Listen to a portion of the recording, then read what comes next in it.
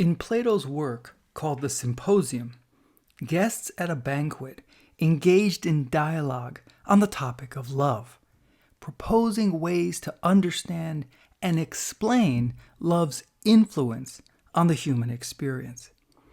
Among the speakers is Aristophanes, the great comic playwright, who tells a story that long ago there roamed two-headed, four-legged, four-armed creatures who thought so much of themselves that they tried to reach for the heights of the abode of the gods on Mount Olympus. The gods responded to this act of hubris, of pride, by splitting these creatures in half. And this is how humans came to be in their current condition, both physical and psychological, with each of us now born incomplete with a yearning to find and to be reunited with our missing half, through which we are made whole again. This yearning, Aristophanes explains, we call love. In contrast, Socrates offers another explanation, and he tells us that he learned it from a woman named Diotima of Mantinea. That is to say, he cites his source in good keeping with our modern notions of academic integrity. Socrates presents a rationalization of our natural urges and a spiritualization of desire. He explains that the power of love relates back to the divisions in our soul that we discussed previously in the course, from the baser appetitive level that seeks to satisfy the body's cravings from hunger to sexual desire, through the spirited level which propels us towards glory and honor and status and achievement and your UCSD education, to the highest level of our soul, which is guided by reason alone. But how does this all relate to love? Well, the soul pushes us toward the ideal, toward perfection, toward the beautiful. But if we are ruled at the appetitive level, then that urge expresses itself in a physical sense, pursuing sexual gratification for the body as an end, with the animal-like impulse of this baser dimension of the soul.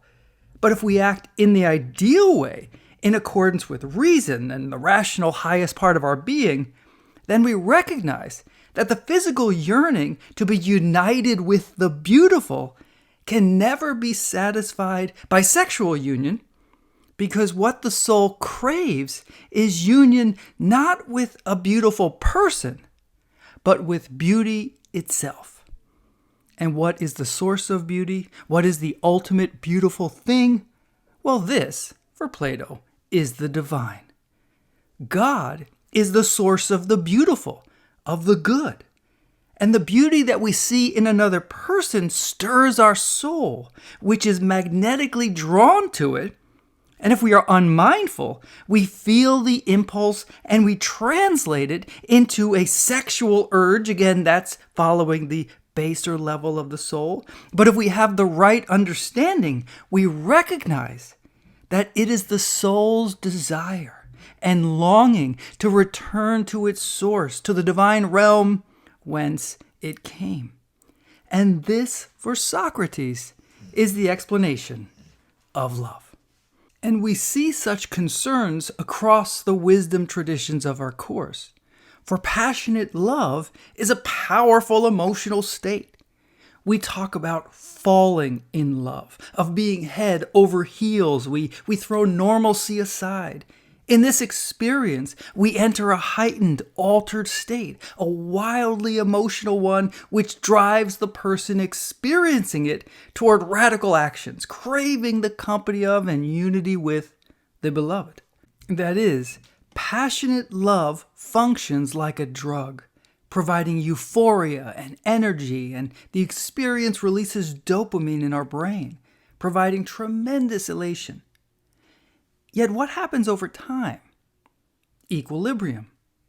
The experience of passionate love wears away as the brain restores equilibrium, and in time, that euphoria and energy cannot be maintained, and it is no longer present. Passionate love is a drug that wears off. Just as one can't stay inebriated forever, so one cannot remain in that state. And when that equilibrium happens, one no longer views the lover in the same way.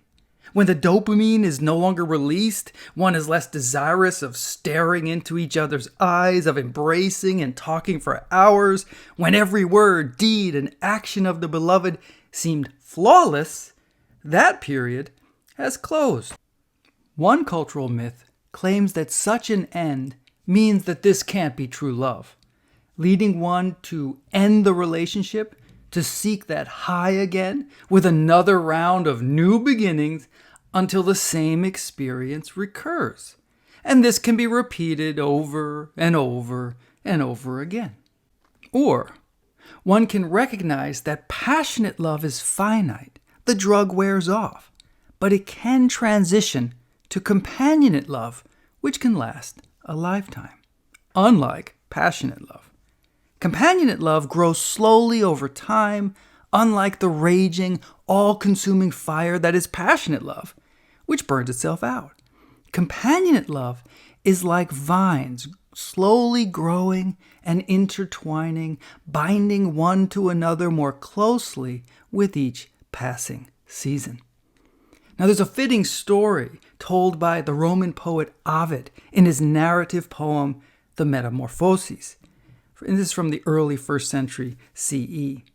There, the gods Jupiter and Mercury, that is Zeus and Hermes in Greek mythology, they transformed themselves into wayfaring strangers to visit a community where they received horrible treatment. No one showed these down-and-out strangers any hospitality. But then they arrived at a small, modest cottage where a poor elderly couple named Baucis and Philemon welcomed them, offering them wine and food and hospitality.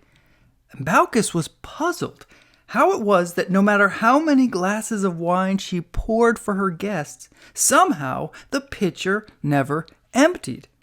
Philemon then determined to sacrifice his only goose to feed his guests. But the goose jumped right into the lap of the stranger, who told Philemon there was no need to sacrifice the goose. That stranger, of course, was Jupiter, king of the gods, and the two gods revealed themselves and warned Baucis and Philemon to ascend a nearby mountain because the town was to be destroyed by flood for its lack of hospitality. But this humble cottage, where the gods were treated with such kindness, was to become sacred ground.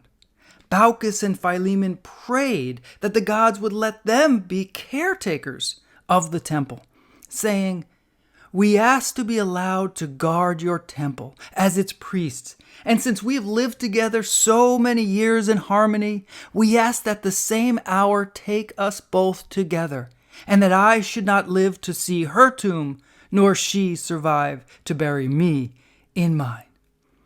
And so it happened. And when it came to pass, their dying words to each other were, "Farewell, dear spouse." And as they spoke, their bodies became transformed into trees, their branches touching one another down through the generations.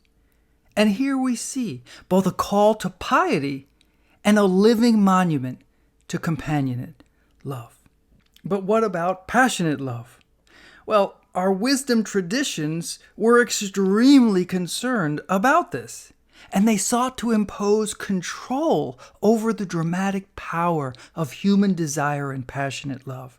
Philosophers and theologians recognized that passionate love led to irrational and dangerous behavior, even to the defying of moral boundaries established to contain it. Simply put, passionate love was dangerous. For example, the Buddha taught So long as lustful desire, however small, of man for woman is not controlled, so long the mind of man is not free, but is bound like a calf tied to a cow. That's in the Dhammapada. Not infrequently, we find that one gender is disproportionately blamed, as in the law code of Manu from India, which states that it is the very nature of women to corrupt men here on earth. Even the Epicureans worried about passionate love because it shook their ideal of ataxaria, undisturbedness, you recall. In his On the Nature of Things, in Book 4, the Roman poet Lucretius compares love to a wound, a sickness, even a cancer, stating that it is best to be avoided. And Confucius notes in the Analects, Book 9, I have never seen anyone who loved virtue as much as sex. On the other hand, consider how much human creativity, from stories and poetry and songs to death-defying achievements, was motivated by passionate love. Perhaps for all the warnings, there is tremendous meaning to be found here nonetheless, even as it morphs from passionate to companionate love.